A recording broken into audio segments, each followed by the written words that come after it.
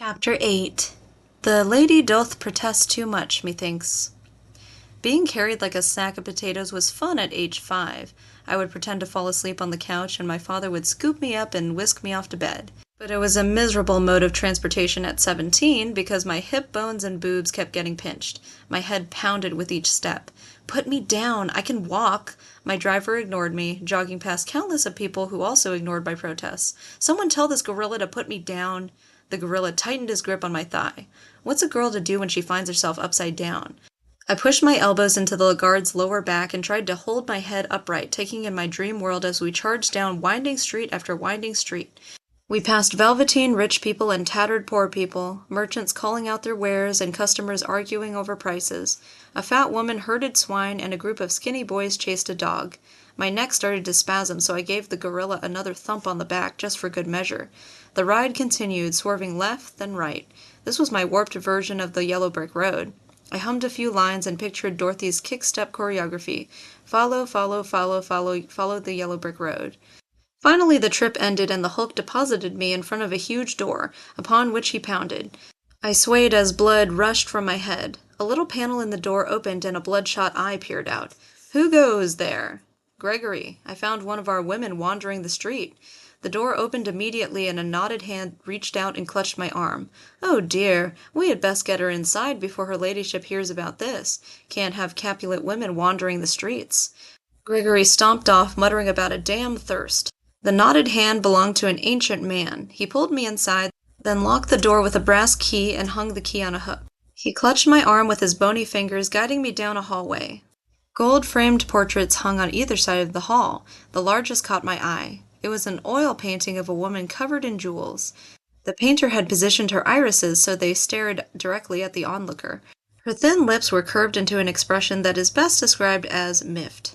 "Who's that?" I asked. The old man squinted at the portrait. She was the matron of this prestigious family, her most esteemed and virtuous Adelaide Medici Capulet. "Are you certain that you are a Capulet?" "Yes." I had hesitated. He tapped his boot and pursed his lips. "Then why did you not recognize this portrait?" I should have recognized it. She looked exactly like my own Adelaide, after a session with a 16th century stylist. Silly me, of course I recognized it. He stood on tiptoe, examining my face. "Yes, I do see a family resemblance. You and Juliet have the same chin." How strange, I realized, that I hadn't cast myself as the leading role in my own dream. Sure, I was sick of the part, and I hadn't done it justice on stage with my stage fright and all, but shouldn't we all be stars of our own dreams? The face that launches 1,000 ships, the hero who kills the dragon, or the girl who finds true love on a balcony. But I had cast myself as a Capulet cousin, a lesser role. But that was my state of mind 1 year ago. You see, my deeper truth was far more toxic than stage fright or resentment of my mother. Somewhere along the path of my childhood, in my dutiful fulfillment of the Wallingford role, I had lost myself. I had been taught that family always comes first. Somewhere along the way, I had come to believe that I was secondary. The old man picked a black seed from his teeth. "Her ladyship's in a wretched mood. You are the 33rd guest to arrive today. Been arriving all week, they have. Problem is, they've run out of guest beds. I must find out where to put you." He guided me to a bench. "Stay here." Then he scurried off. During his absence, the hallway came alive with traffic. Cleaning women ran to and fro, carrying buckets of water and scrub brushes. Men in aprons hauled barrels and crates. A boy passed by with an enormous round of cheese balanced on his head. Everyone was talking about the party. The Capulet party takes place in the first act of Shakespeare's play, a lavish shindig arranged to introduce Juliet to her suitor, a man named Paris. It was my favorite scene in the play because we wore masks, which helped to ease my stage fright, and we danced, which I loved, even if it had to be with Troy. Sometimes he held me closer than necessary, so close that our thighs touched. Sometimes he'd spread his palm wide against my lower spine. I shivered thinking about it. Even in a dream world, I couldn't deny my feelings. I still liked the big braggart. I still sighed each and every time he walked into the room, and I still wondered what it might be like to hold our stage kiss just a little bit longer. But I didn't want to feel that way. I didn't want to love someone who didn't love me back. At least Troy wasn't in my dream. That was a good sign. The old man returned. "Her ladyship wants to see you. Follow me." We made our way up the grand marble staircase. "Have you traveled far?" he inquired. "Yes, I'm from Manhattan." "Don't know it. Where are your traveling cases?" I looked around, wondering if my subconscious would provide some. I don't seem to have any. Were you robbed? That sounded believable. Yes, robbed. God forbid! We had reached the top of the staircase. Those Montagues were behind the robbery. I'd wager a day's pay on it.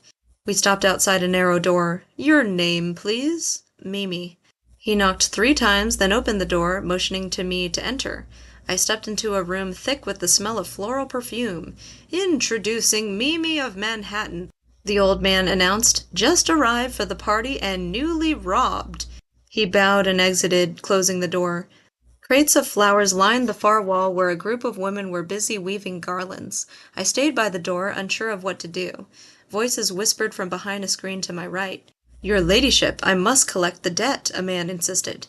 You know I cannot pay you today. You must persuade your superiors to extend my credit just a few more weeks, a woman insisted. My lady, perhaps your husband. My husband has no mind for money. She raised her voice for an instant, then lowered it again. I run this house. My husband might as well be dead for all the help he gives me. He wanted to wait to see if Juliet would agree to the marriage. Can you imagine? Asking a child. Thankfully, I convinced him that we must proceed. She paused. Just a few more weeks. Once my daughter's marriage is secured, I will receive a substantial payment from her husband, more than enough to cover our debts. Plus interest, your ladyship? Yes. Now be gone. I have to prepare for the party. A man emerged from behind the screen. He tucked a bundle of papers under his arm, nodded at me, then left the room. A tall woman stepped out and clapped her hands. Hurry, hurry, ladies, we must get these garlands hung. She raised her eyebrows, creating a super-high forehead, an effect created by a plucked hairline. Who are you? Mimi? From Manhattan? Her stare was hypnotic. You might not know this, but Lady Capulet is the villain in Shakespeare's tragedy. She doesn't have a big speaking part in the play, but she's at work behind the scenes. It's her hatred that fuels the war between the 2 households. It's her hatred that ultimately kills the young lovers, in my opinion.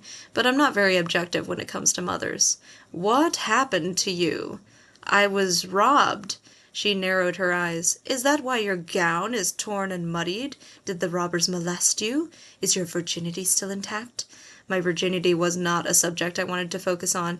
Look, it's not that I was embarrassed by my virginity. Given the choice, I would choose to wait until someone loved me and I loved him back, and we made a commitment to each other and all that good stuff. Then I'd have a decision to make about my virginity. But I hadn't even come close to having to make that decision. You see the difference?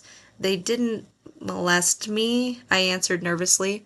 She made me uneasy, standing so close, her bony frame towering over me. But they took my traveling cases. Those clay-brained Montagues shall be punished for robbing you. I shall speak to my husband when he returns. I think hand-severing and eye-gouging are in order.